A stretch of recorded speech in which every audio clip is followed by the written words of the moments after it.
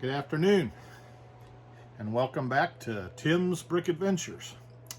Today, I want to show off my display one last time. This is, many of you have seen the pictures and the videos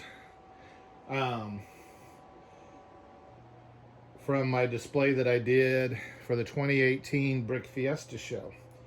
And I've decided that I'm going to totally tear it apart and rebuild it, maybe a little larger, and make it more convenient to put together and take apart, because I plan to take this to more conventions and as things start opening back up, events and different things.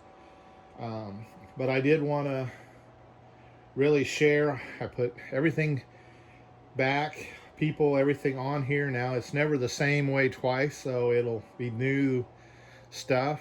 And I had an interview done by Beyond the Brick in 2018, and I thank them greatly for it. But I wanted to do something a little more in depth, and I wanted to really zero in on certain areas and kind of show what I did.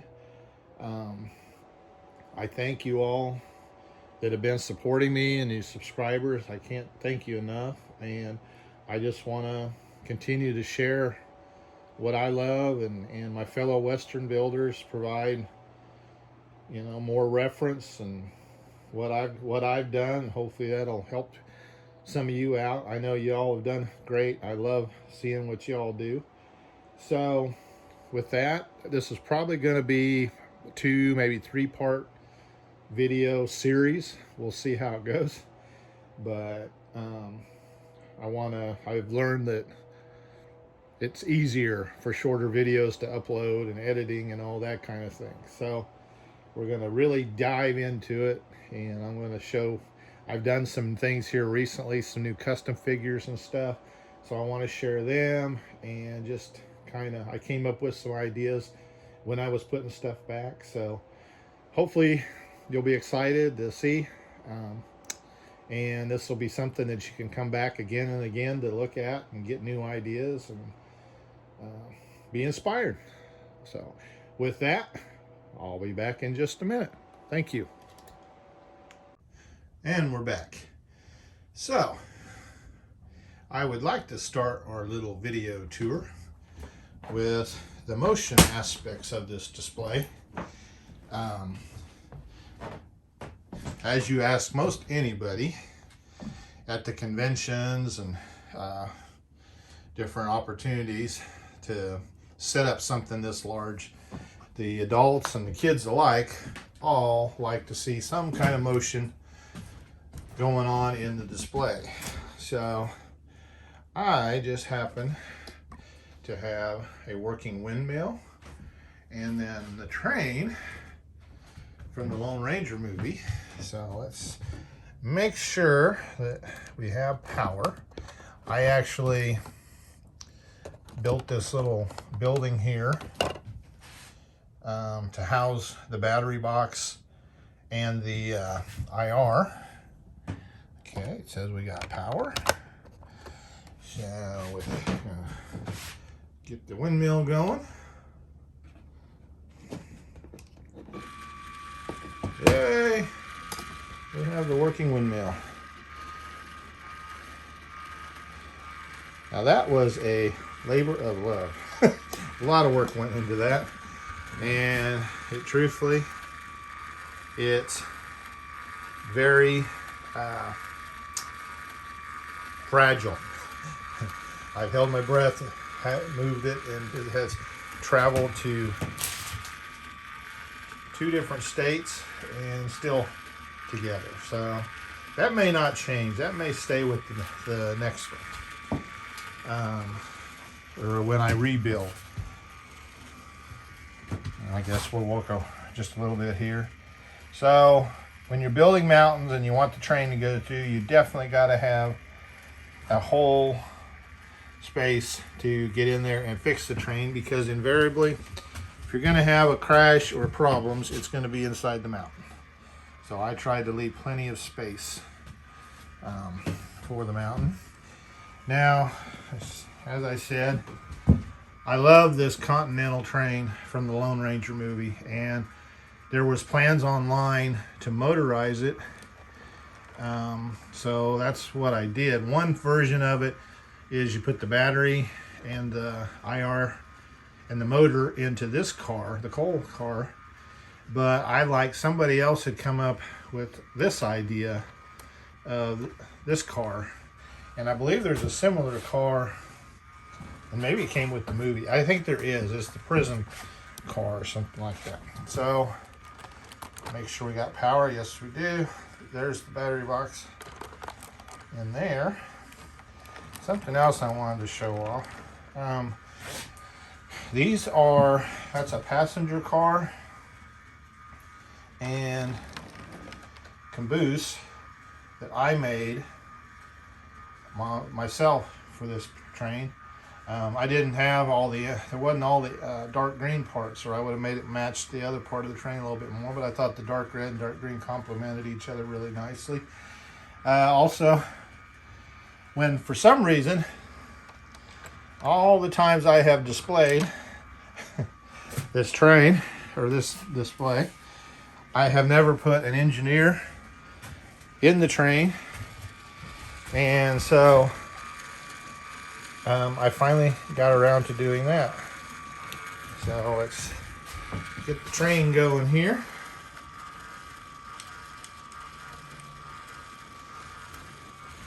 Let's see. I got it in the mountain there, so maybe. There we go.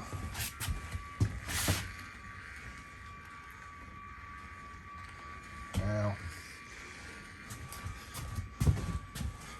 in order to get it started, you got to have the IR device. There we go. You just need a little help.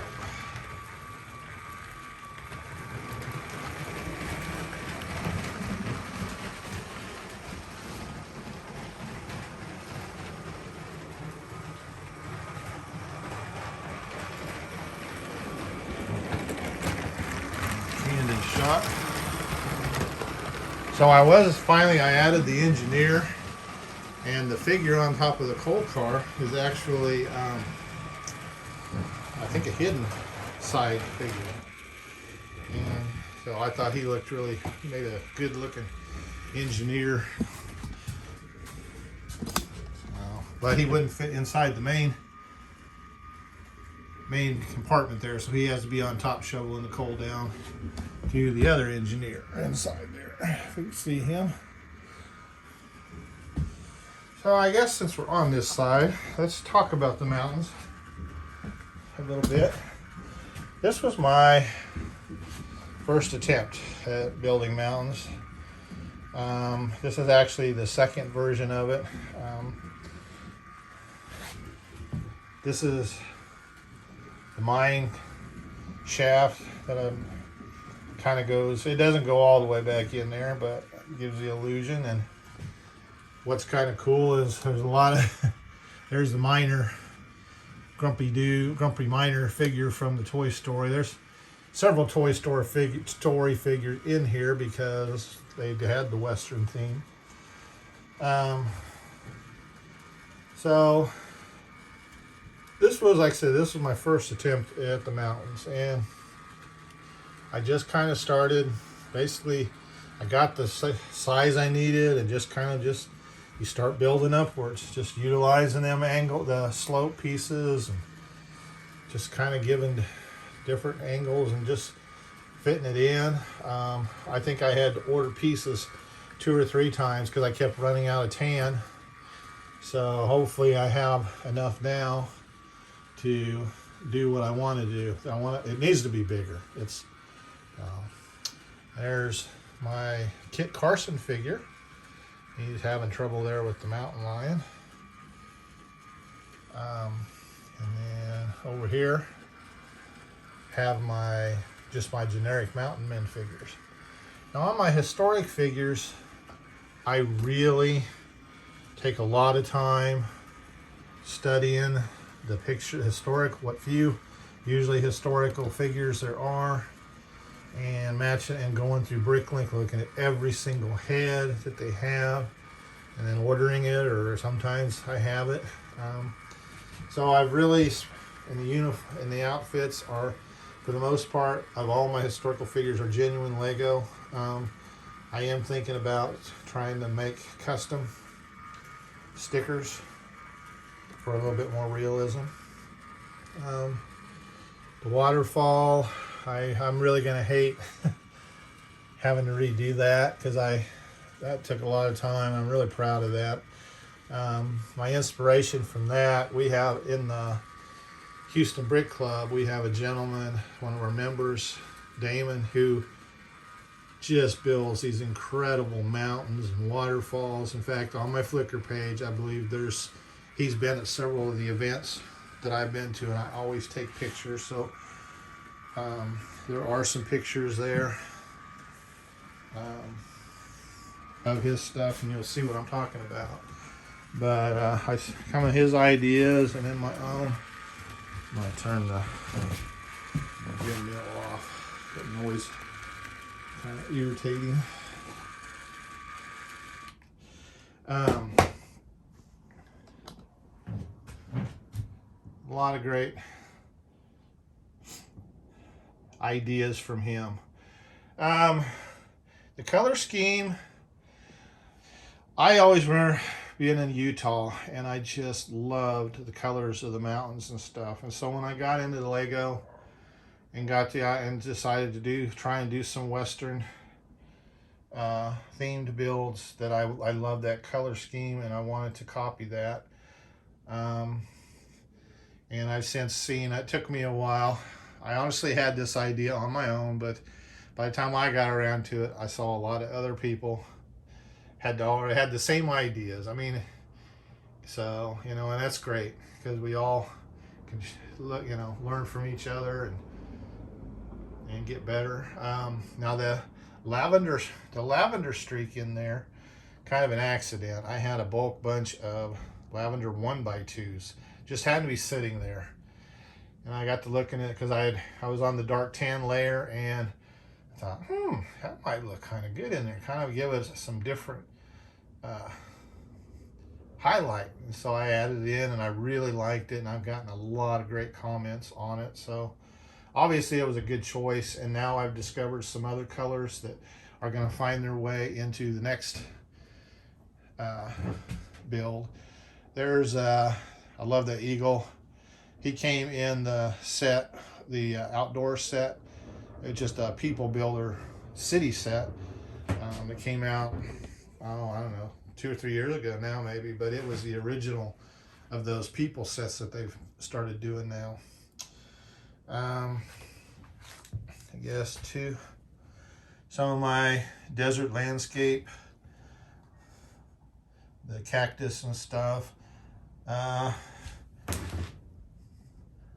of my own little take on it. I have seen people do it kind of like that. I got this curved idea, somebody I saw, so I ordered a bunch of those pieces, and then there's a gentleman that's doing the bigger curved pieces that I may emulate a little bit. I mean, that's the beautiful thing about Lego and people sharing their stuff. You get to see other ideas that just enhance what you're trying to do. There's another funky plant I came up with, and then the flower scheme. I'm going to do a video on just the desert plant life that I've come up with, because I've got some unique that I just kind of figured out, and I've got some more that I'm going to play with. So be watching for that video if that interests you at all. I wanted to share.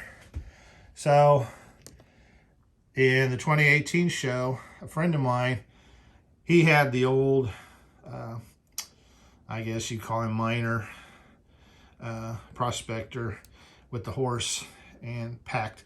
And so I liked that idea. So I found I had that beard. I guess that's from the Hobbit, or the Lord of the Hobbit series. And then I got the brilliant idea yesterday, or I thought it was brilliant, drilled a little hole in the hat so I could add those feathers on the hat. Because that's, if you see any of the old Westerns, all the old prospectors, they've got eagle or hawk feathers stuck in their hat. And then you can see I kind of got really creative with the loading the horse up. And so I guess also while we're here, let's take a look at the cattle drive. A little up close and personal there. There's a special plant that I'm particularly proud of, and I'll show you a better picture over there later. I saw the idea with the ball joint. That's actually from a Ninjago set, and they use bamboo, which I'm going to utilize in one of my samurai builds. But I saw those, I had some of those claw pieces, and I thought, after watching there's an old Western that's set in the Arizona desert called High Chaparral, and it is my favorite Western, TV Western. And so there are just tons of desert plants in that show. So a lot of time spent trying to study them and make some. And then we got the chuck wagon. Now I did make a video on wagons, and I will be uploading or putting it up. Now I don't know whether it'll be up before this or not. So if you see this video and the wagons are already there, just know that there's wagons. There's a video on wagons either coming or already up there. Get a little better shot. The rope pieces are from a spy figure. I think one of the CMS spy. And I thought, I was hoping they made it in brown, but gray was as close as I get, which is okay, because a lot of the ropes were a tan color. Of course, then we got old Charlie there. Looks like that's his last trail ride. Been at it a little too long. The cattle, some of them are Lego cows. The more squarish, actually a company called Brick Forge, a few years ago, they made all these different color cattle. In fact, the Guernsey over there, the tan, and I bought a bunch of them, but unfortunately they don't make them anymore, and I don't know where you would find them today. So this is a good time to take a break, so I will be back in just a few minutes.